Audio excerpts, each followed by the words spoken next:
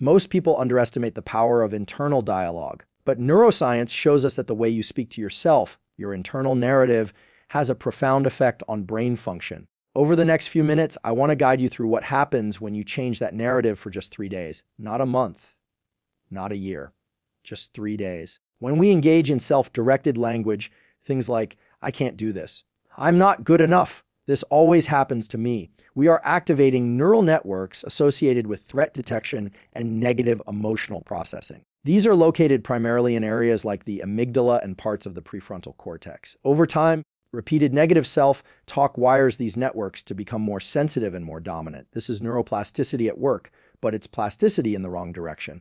Now, here's the shift. For 3 days, I want you to replace those self-sabotaging narratives with intentional, constructive, and self-directing statements. This isn't toxic positivity. It's not about pretending everything is perfect. It's about creating precision in your internal language that aligns with adaptive neural circuitry. Start with this when you wake up. Instead of groaning or dreading the day, say to yourself out loud if you can, today, I will control what I can and let go of what I can't. This activates top-down control from the prefrontal cortex. You are priming your brain to engage with challenges instead of reacting to them. When you're in a difficult situation, don't say, this always goes wrong. Say, this is difficult, but I can manage it step by step. That small pivot moves your brain from reactive mode to problem-solving mode. You're recruiting networks associated with executive function, lateral thinking, and emotional regulation. And before you sleep, this is key, don't review everything that went wrong. Instead, say, today I learned, I made it through, I'm building strength. This helps signal safety to the nervous system. You reduce nocturnal cortisol spikes, improve sleep architecture, and consolidate more adaptive memory traces. After 3 days of doing this consistently, morning, stressful moments, evening, you'll start to notice something. Your baseline mood begins to shift. Your stress response lowers. You're not just reacting, you're directing. We now understand that neuroplasticity isn't something reserved for the young. It's available at any age, provided 2 things are present: focused attention and emotional significance. Your internal language provides both. You're literally sculpting your brain with words. So for 3 days, just 3, talk to yourself like someone you're responsible for. Be clear, be supportive, be real, and you will begin to rewire your mind in a direction that serves you, not sabotages you. Most people think that thoughts are just thoughts, fleeting, harmless, intangible things. But neuroscience shows us something very different. Thoughts, especially the ones we repeat often, carry weight. They are not neutral. They sculpt the brain over time, especially when those thoughts are directed inward in the form of self-talk. The way you talk to yourself, consciously or unconsciously, has a measurable and lasting impact on your brain function. This isn't metaphor, this is biology. Every time you say something to yourself, whether out loud or silently, your brain processes that input and responds as if it's real. Negative self-talk, things like, I'm not good enough, I always screw this up, this will never work, doesn't just create a bad mood. It actually activates a very specific set of neural pathways, particularly in the limbic system. The amygdala, a small almond-shaped structure deep in the brain, lights up in response to this kind of language. That's the same area that becomes active during real-life threats. Your brain doesn't distinguish very well between a real external danger and an internally generated signal of distress. So when you talk to yourself harshly, your brain responds as if something is wrong, as if there's danger, even if there's none. This triggers the hypothalamic pituitary adrenal HPA axis, which leads to the release of stress hormones like cortisol and adrenaline. Your heart rate increases. Your attention narrows. Your body prepares for fight or flight. But if you're sitting at a desk thinking, I'm such an idiot, there's no actual threat, just your own voice triggering a full-blown physiological stress response. And this doesn't just happen once. If your internal language is consistently negative or anxious, your brain wires itself to expect and detect problems. The circuits associated with fear, doubt, and rumination grow stronger. It becomes easier to spiral, harder to focus, and more difficult to break free from that state. This is the principle of Hebbian learning. Neurons that fire together wire together. When a particular thought pattern is repeated, the connections in your brain that support it become more efficient. They require less energy to activate. They become default settings. So, if your self-talk is consistently critical or defeatist, your brain will make that pattern automatic. You won't have to think about being self-critical. It'll just happen like muscle memory. This is how chronic anxiety, low self-esteem, and even depressive thought loops get reinforced. Not because someone consciously chooses to feel bad, but because their brain has adapted to the language they keep feeding it. It's important to understand that this is not just a mental or emotional phenomenon. These thought patterns influence your cognitive performance, your motivation, your immune system, and your ability to regulate emotions. Studies have shown that people who engage in habitual negative self-talk have higher baseline levels of cortisol, more difficulty with memory recall, and a greater risk of mood disorders. Even their physical health is affected. Chronic stress from negative internal language weakens immune function and increases inflammation. In other words, the cost of unchecked self-talk isn't just in your head, it's in your body, your behavior, and your life trajectory. And here's the interesting part: most people don't even realize they're doing it. This kind of language often runs in the background, unnoticed and unquestioned. It becomes the internal narrator of your life, shaping how you interpret events, how you respond to challenges, and how you view yourself and others. If that narrator is pessimistic, judgmental, or fearful, it changes the story you live before you even have a chance to consciously decide what kind of story you want to tell.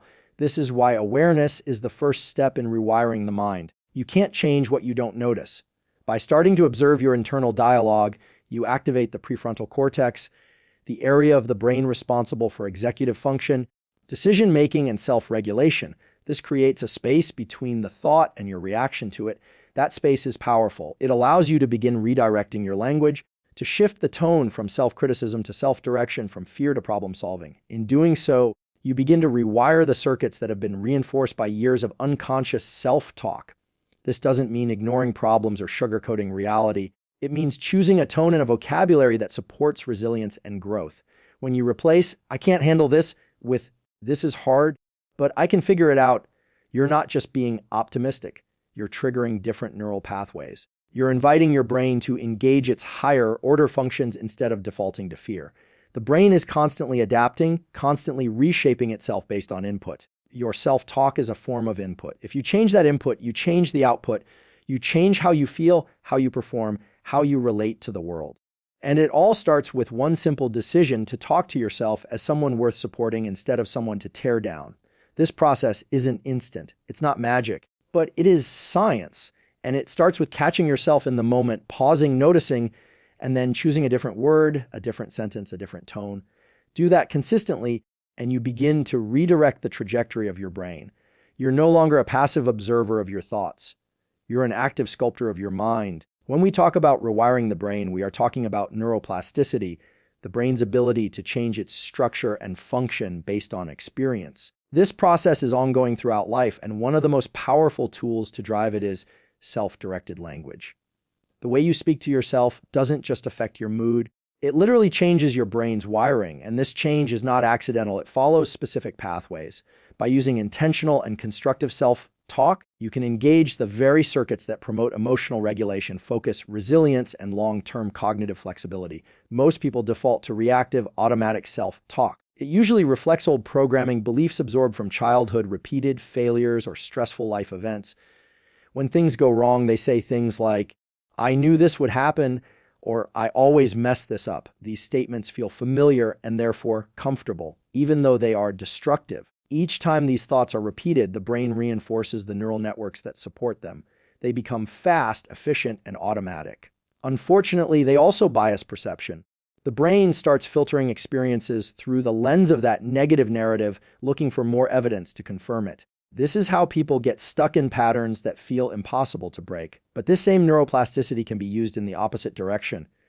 If you begin to introduce new, intentional language that focuses on growth, effort, and possibility, even in small moments, you start shifting which networks get activated. Instead of automatically defaulting to the emotional brain, particularly the limbic system, you begin to recruit more of the prefrontal cortex. This region is involved in planning, perspective taking, and impulse control. It doesn't react, it evaluates. And when self-talk becomes a tool to activate that region, you change your response to stress, failure, and uncertainty. This is not about lying to yourself or pretending that everything is fine. It's about creating precision in your language that supports action instead of paralysis. For example, when facing a difficult challenge, instead of saying, "I can't do this," you shift to, "This is tough, but I'm learning."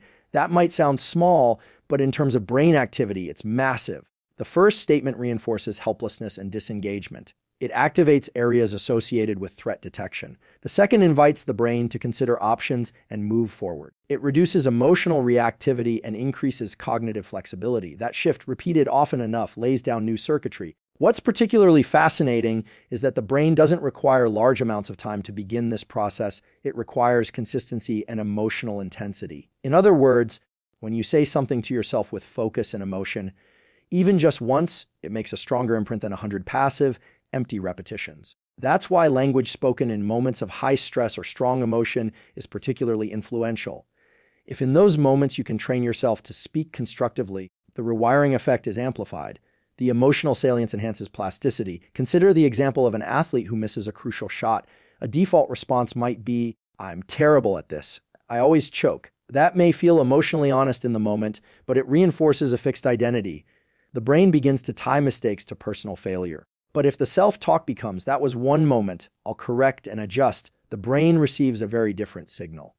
Instead of cementing failure into identity, it marks it as data. That language doesn't just change the emotion of the moment, it changes the brain's long-term association with adversity. The process works in everyday situations too. When you're procrastinating, your internal language might lean towards self-blame. "Oh, I'm so lazy. I can't focus." But shifting that to something more process-oriented like, "I'm stuck, but I'll take one small step," activates different parts of the brain. You move out of shame and into agency. That might sound like semantics, but in neuroscience, it's not. It's the difference between a brain wired for avoidance and a brain wired for engagement. Importantly, this type of language doesn't deny discomfort or challenge, it reframes them. It turns threats into signals for growth. This trains the nervous system to stay regulated under pressure, which has enormous implications not just for mental health, but for performance and well-being. People who practice this form of adaptive self-talk tend to have lower stress hormone levels, better immune response, and greater resilience over time. What's powerful is that this shift doesn't require a perfect script. You don't have to memorize affirmations or recite mantras. What matters is authenticity and direction. The goal is to create language that is both honest and constructive. If you fail, you can say, "That hurt. I'm disappointed. But I'm not finished." That's real. And it guides your brain toward progress rather than paralysis. This kind of language practice becomes even more effective when paired with awareness. When you catch negative self-talk in real time and choose to redirect it, even if it feels forced at first, you're actively sculpting your brain. Over days and weeks, that redirection becomes easier. Eventually, it becomes default. And once that happens, your internal dialogue becomes a source of strength instead of a source of sabotage. Neuroplasticity is not about tricks or hacks. It's about consistency and intention. The brain is a reflection of repeated patterns. If those patterns are built on reactive, negative language, the mind becomes a trap. But if those patterns are shaped by deliberate, adaptive self-talk, the mind becomes a tool. And you, as the user of that tool, gain far more control over your emotional, mental, and behavioral responses to life. So when you talk to yourself, especially in moments of difficulty, understand that you are not just talking, you are training. You are laying down tracks in your brain that will determine how you think, feel, and act tomorrow. And when done consistently, that training has the power to rewire your mind in the direction of clarity, strength, and self-leadership. The timing of self-talk is just as important as the content. When you speak to yourself can significantly amplify or diminish the effects it has on your brain and body. Neuroscience tells us that the brain operates in different states throughout the day, and these states are more or less receptive to new input. By aligning self-talk with specific moments, morning, stressful periods, and pre-sleep, you create opportunities to guide your brain's plasticity in a much more efficient and lasting way. When you wake up in the morning, your brain is transitioning from a sleep state dominated by slow wave and REM activity into a waking, conscious state where cortisol begins to rise naturally. This rise in cortisol is not inherently negative. In fact, it's part of the body's natural circadian rhythm. But what you do during that window, roughly the first 30 to 60 minutes after waking, has a magnified effect on your mental framework for the day. If you immediately engage with stress by checking your phone, worrying about your to-do list, or criticizing yourself for not sleeping well or not feeling motivated, you're sending a signal to your nervous system that the day is beginning under threat. That primes your brain for hypervigilance, reduces cognitive flexibility, and can shift your emotional baseline toward anxiety. But if instead you use that window for directed self-talk, something as simple as saying, "I have the capacity to handle what comes today," or "I will approach this day with clarity and calm," you begin your day with a top, down signal from the prefrontal cortex.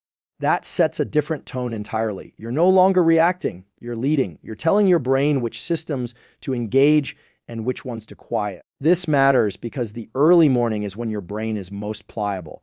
It's absorbing cues that will shape perception, attention, and mood for the rest of the day. If those cues are intentional and grounded, your brain becomes more adaptive. If they're chaotic or self-critical, your brain enters a defensive posture before the day even begins.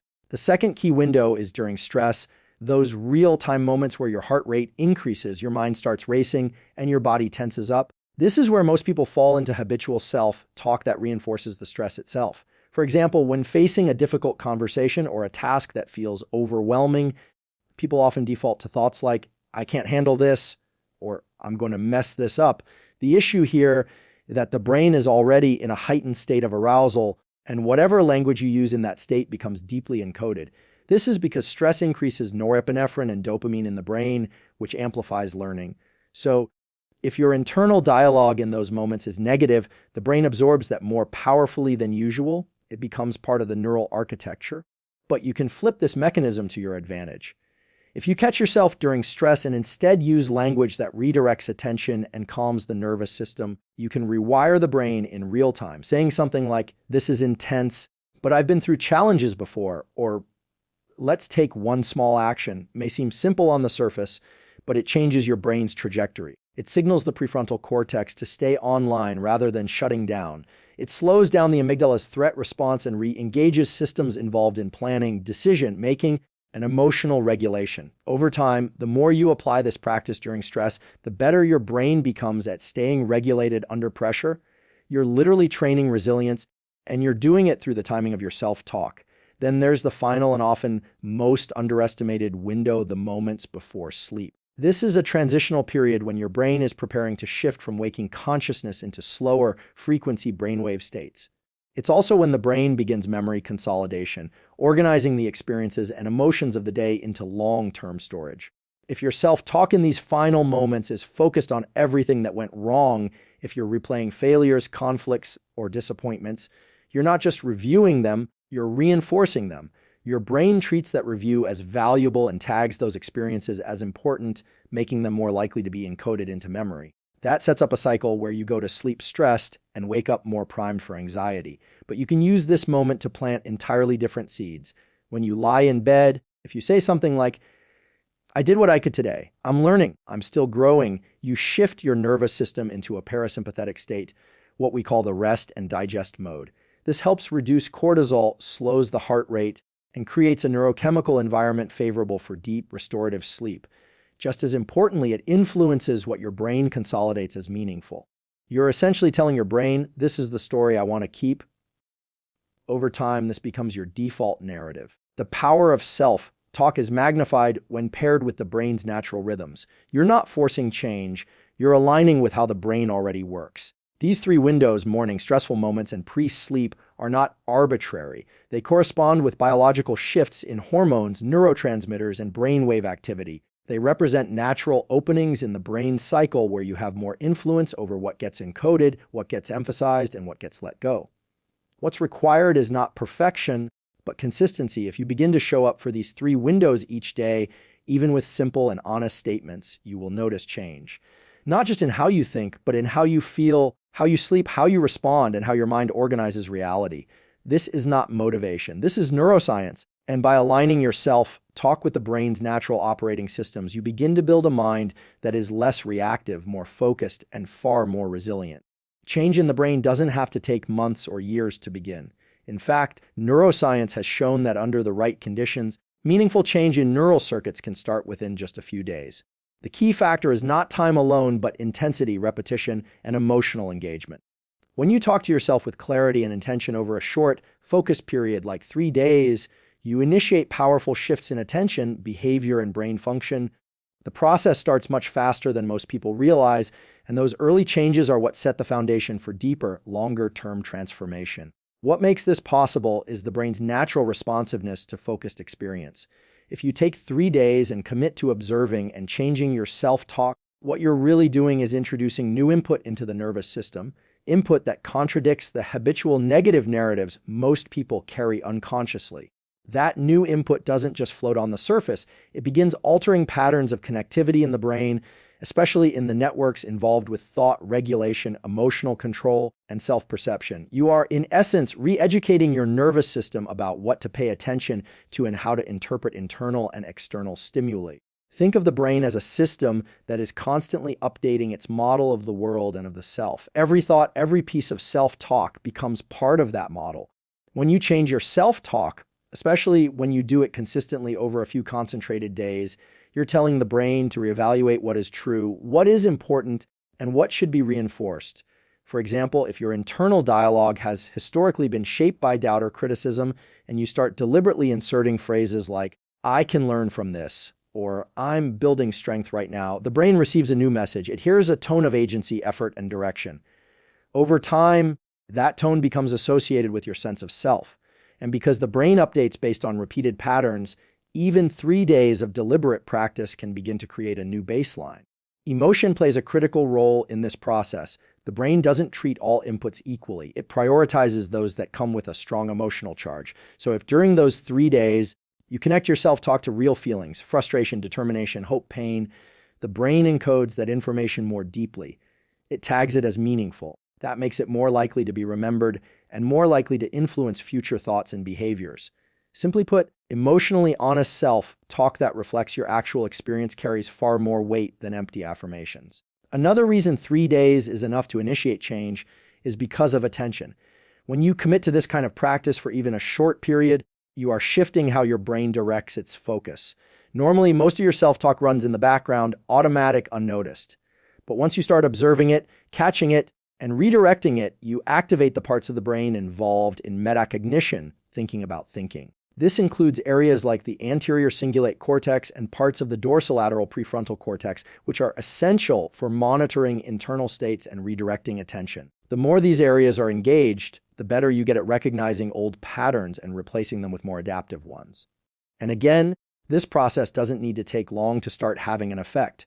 Once awareness enters the system, the rewiring begins. It's important to understand that the changes you start in 3 days won't be permanent unless reinforced, but the starting point matters. Neuroplasticity works through reinforcement, and early wins are crucial. If you spend 3 days giving yourself a different narrative, especially during the key moments of waking, stress, and sleep, you'll begin to feel a shift in your energy, mood, and cognitive clarity. That shift creates motivation, and motivation fuels further repetition. It becomes a feedback loop here. New language leads to new feelings, which leads to more engagement, which deepens the neural change. There's also a psychological principle at play here, the power of momentum. Humans tend to do more of what they've already done. If you've spent 3 days being intentional with your internal language, it becomes psychologically easier to continue. You've already broken the inertia. And because the brain likes patterns, it will start seeking opportunities to repeat this new behavior.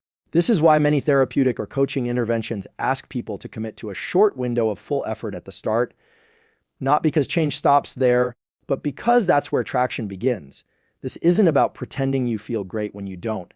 In fact, the most effective self-talk over a short period is grounded, honest, and specific. If you feel overwhelmed, you say, "This is hard, but I'm still here." If you feel uncertain, you say, "I don't know everything, but I know the next step." That kind of language doesn't deny reality. It reshapes how your brain and body respond to it. Over time, it builds resilience. And that resilience starts to show up in the way you speak, act, and recover from challenge. So the power of 3 days is not just in the time frame itself, but in what happens when you give your full attention and intention to your internal world for that window of time. It becomes a signal to your brain that change is happening, that new pathways are forming, and that old ones are being interrupted. Those first 3 days are a declaration that you are no longer operating on autopilot. You are becoming the architect of your inner dialogue and, by extension, of your mindset, your emotions, and your future behavior. While the deeper transformations take longer, those initial shifts create a foundation. They prove to your nervous system that change is possible. And once that possibility is felt, genuinely, even for a moment, it becomes a reference point the brain will return to. From there, change is no longer a distant idea. It is a lived experience. And it all begins with a decision to speak to yourself differently, consistently, for just 3 days. The way you speak to yourself is not just a reflection of your current mindset. It is the very tool that shapes it. When you commit to intentional self, talk. Even for just 3 focus days, you begin rewiring the circuits of your brain that govern focus, resilience, and self-worth. You engage the machinery of neuroplasticity, not with force, but with direction and consistency. By aligning your words with your values, speaking to yourself with clarity during pivotal moments, and doing it with emotional honesty, you initiate real and measurable change. This isn't about motivation or empty affirmations. It's about training your mind with precision. The science is clear. Change doesn't take forever to begin. It takes the right kind of repetition in the right state over time. And the first 3 days, that's the ignition point. From there, your brain starts to follow your lead.